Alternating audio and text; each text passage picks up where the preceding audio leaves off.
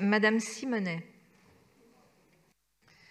Merci. J'ai donc 2 minutes pour parler de 8 milliards d'euros. Mes chers collègues, les orientations budgétaires prennent acte qu'à compter de l'exercice 2021, nous ne sommes plus liés à l'État par la contractualisation. Enfin, vous commencez à prendre conscience de l'absurdité de cette politique de baisse à tout prix des dépenses publiques et de limitation de l'investissement pourtant nécessaire et urgent dans un contexte d'urgence sociale et écologique.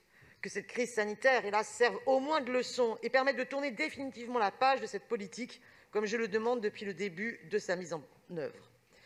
La délibération assume de reprendre le décompte de la dette due à la collectivité par l'État du fait du transfert de compétences non compensées de moyens. Dette que vous aviez cessé de revendiquer au moment du début du mandat de M. François Hollande. Il serait pertinent d'y ajouter également l'ensemble des sommes dues du fait de la baisse des dotations de l'État et de l'augmentation de la péréquation qui dure notamment depuis 2012, conduisant notre collectivité à devoir s'autofinancer.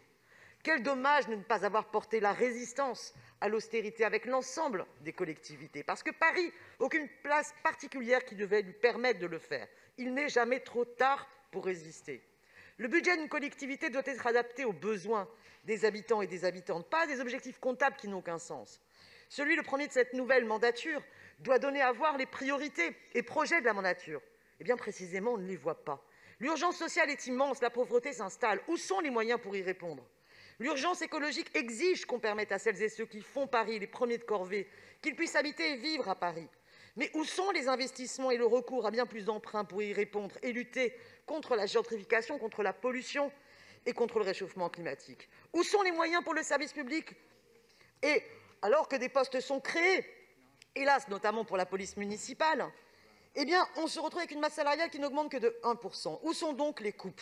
On sait trop à quel point notre service public est impacté par les suppressions de postes et les réductions de moyens qui réduisent son efficacité et créent de la souffrance au travail. Alors non, ce débat sur les orientations budgétaires est inquiétant pour le débat du budget de la suite. Je vous remercie.